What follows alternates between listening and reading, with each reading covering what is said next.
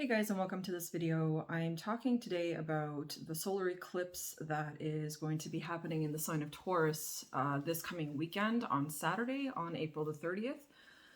This is going to be a very intense solar eclipse simply because of other planetary alignments, but also just because energetically, Taurus is the sign of, is an earth sign. So it's the sign of stability. It's the sign of stable connections, stable finances. Like there's a lot of earth energy within the sign of Taurus. And like I said in many of my previous videos, anything that is no longer working is going to fall away. And these eclipses, we're basically just about to start eclipse season. This is the very first one of this year for 2022.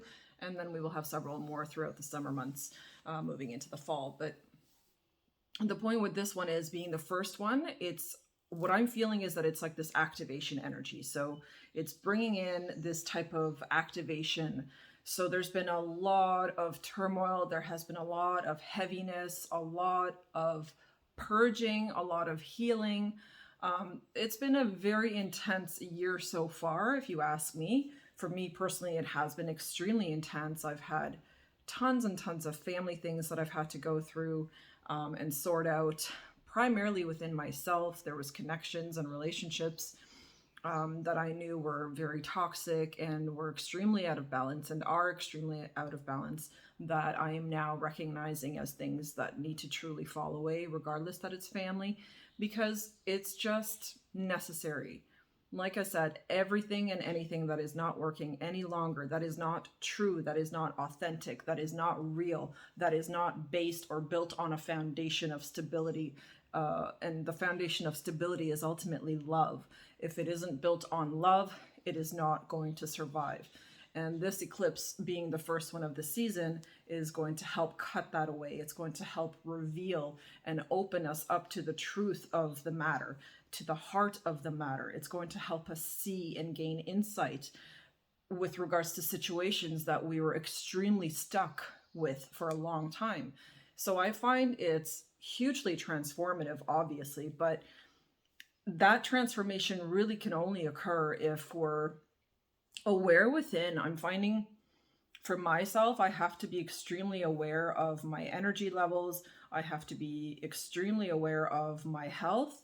That has been a huge theme for me. And if health issues are a theme for you as well, if those are something that you're struggling with right now, then I would certainly say put and invest and dump as much energy into yourself as you possibly can, because you're going to really need it. It's going to really empower you, lift you. It's going to really help you to get into alignment with the work or the task or the mission, that you need or would like to accomplish. And this is so necessary, because I always understood self-care was important, but I never put it on a pedestal the way that I'm doing so right now for myself. And it's really the reason why I'm doing that is because I've come to a point in my life where there were just things that were really not working. Like, my diet had to be really, really tweaked and has to be tweaked. I'm still not perfecting anything, but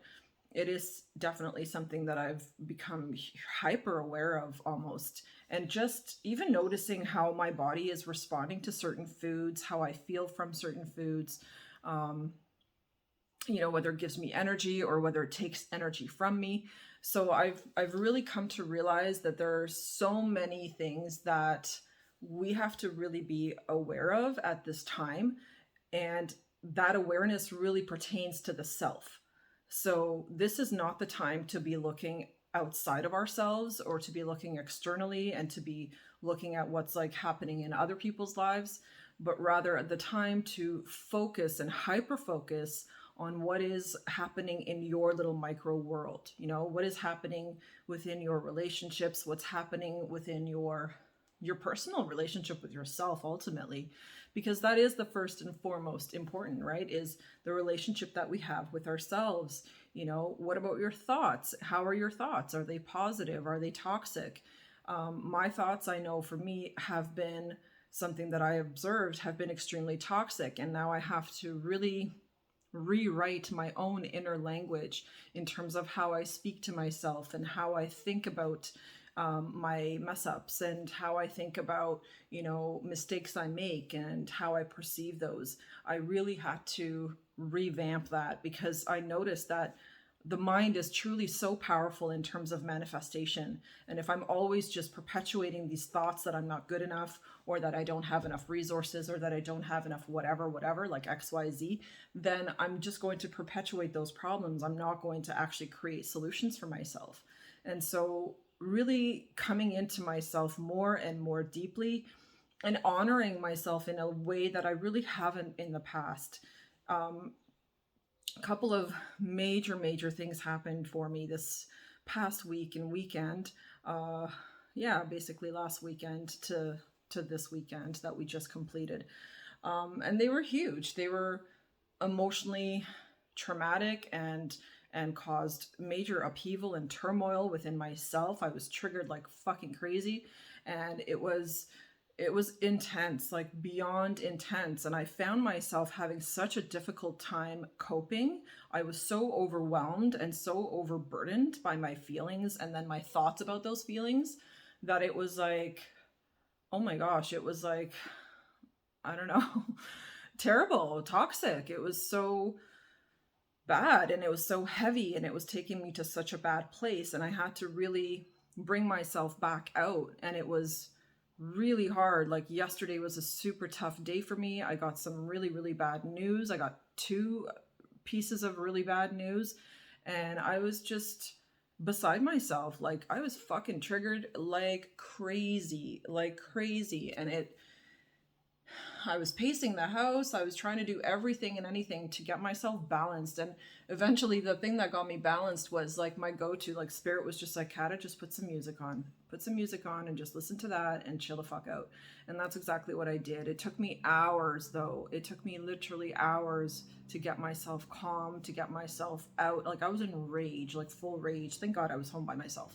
I was able to just get it out of my system, push through. And I know this was the eclipse. Like I feel the explosive energy of this eclipse already, and it's happening on Saturday and we're only on Tuesday today. So I feel the intensity already. I was already feeling it like even a week ago of how much change is now required, how much more we are required to be authentic, to be real, to be ourselves, without apologies, without giving a shit of whether we're hurting people's feelings or not. It just has to be real. And that was my main lesson. And I feel like I passed the test because I was authentic. Shit exploded in my face as a result of being authentic. But now I'm okay with that. Going through the process was immensely difficult and heartbreaking, but now I'm over it. And now I feel like I'm on the other side of it, and I have this clarity about what just happened, and I have clarity about how I navigated it, and I have clarity about how well I actually did, because even though initially I was super hard on myself for not handling it all that well and having like a fit of rage, but at the same time, it was like, you know what? I'm learning to truly just honor my feelings, all my feelings, not just the good ones and not just when Kat is happy and, throwing jokes around and lighthearted and lifting everybody. Because that was the only part of myself that I truly accepted. I was like, yeah, that's a Kat I always want to be. But that's not what we always are, because sometimes life throws us curveballs, and sometimes life throws us extremely difficult, heart-stabbing situations. And in those cases, you have to fucking go through the emotion. You have to just allow yourself to feel the sadness, to feel the heartache, to feel the disappointment, and to feel the betrayal, and to feel all of these things. Like we have to be able to leave ourselves space to feel those things. And you know what? Yesterday was that day. Like I really just allowed myself to feel the feelings that I felt without judgment. And I just sat with the anger and I felt it and I allowed it to move through me. I did a lot of throat chakra clearing, if you know what I'm saying. Like I screamed my head off. I just truly put out of myself all of that tension, the frustration, the betrayal, all of those very low vibe feelings that I was feeling as a result of what happened the previous weekend. I literally just took it all, I processed it, and like I feel like I just puked it out energetically. And it was super hard. It was exhausting. I was like completely out until about 7 p.m. to be honest. This was like a whole day thing, and I got the bad news at 10 a.m. So, and I was like losing it until about 7, when I finally got to that place of calm and you know, really feeling back to more like myself, basically. So I just really want to encourage people right now to allow yourself to sit with the feelings and emotions that arise. Know that this weekend may bring some explosive situations. It may bring, and not just negative, like it could bring some very positively, you know, I always say expect the unexpected when it comes to eclipses, because it truly is. It's such a mixed bag. You don't really know what you're going to get. But in most cases, we get what we attract. So if you believe that you can get something good out of this eclipse, then you will attract something good. If you're terrified and you're just going to focus on, oh my gosh, am I going to get something shit out of this eclipse, then you're going to attract that. Now, in some cases, this also is because there's a new moon on April 30th. That new moon also ties in Taurus. That also ties in to this whole thing. And actually North Node is activated right now as well. So this is big life changes, big life changes that are coming in for us. So be prepared, allow yourself to feel the feelings. And my number one go-to right now, the only thing that is truly keeping me sane, is meditation. And I did my like hour and a half this morning. I'm finding I need longer meditations right now just to really clear my mind and to allow light to flow through my mind instead of, you know, dark, heavy thoughts. So use meditation and self-care to the nines right now, people. Like really just take in everything that is good for you specifically and allow yourself to nurture yourself in a very deep way, in a very meaningful way, because you're going to find just an easier time navigating the eclipse happening this weekend, and you're going to have an easier time throughout the week and just throughout life in general. I find meditation is changing me from the inside out, literally. And you know, something I resisted for a really long time. I really had a difficulty getting into like a routine of meditation, but it's finally beginning, like it's finally starting, where I'm actually getting into a routine of it, and I'm wanting it, I'm craving it in the mornings now. It's how I want to start my day. So the other piece too is about drinking more water. I'm finding dehydration is, Spirit has been telling me like it's really not helping the light particles move through my system and spread through my system if I'm dehydrated. So drinking water, making sure that you're staying well hydrated, and water, nothing replaces water, by the way. So I don't want people to get into this idea of like, well, if I have a beer or if I have like, you know, juice or a tea or this or that or the other, just because it's liquid, it's not the same, right? So plain old, you know, H2O is the thing that's going to do the trick. And make sure it's filtered, not bottled. Stay away from the bottled stuff. They lie, they say it's BPA free. It's not. It still has BPA in it. It's still sitting in plastic. So don't be fooled by advertising. It truly needs to be filtered water from some kind of a good filtration system. If you don't have one, invest in one. Do not drink tap water. It's disgusting, and it's full of microbes and parasites and all kinds of heavy metals and all kinds of shit. So that's my recommendation. Drink lots of water, really pay attention to eating cleaner than usual, and work your way into creating habits, healthier habits for yourself that really include self-love routines.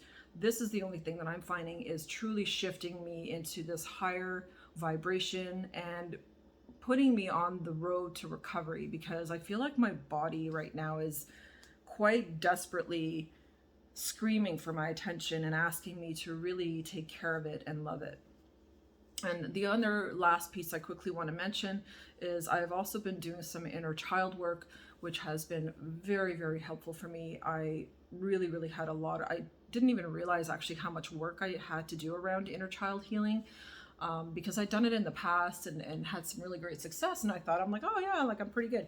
But no, actually, you know, I was reminded once again that healing happens in layers, just like an onion. Like every time like you heal a layer, okay, that layer falls away and then there's the next one underneath. So the inner child work is something that you do need to revisit time and time again. And it's something that I'm now revisiting again, just to, especially because I have so much stuff going on with family right now. It really is something that I need to heal and nurture and just allow to feel safe and to feel loved and to feel supported. Because, you know, sometimes family really cannot show up for us in the way that we need them to. And when you feel unsupported by your family, it's a lonely place. You know, it can feel very lonely.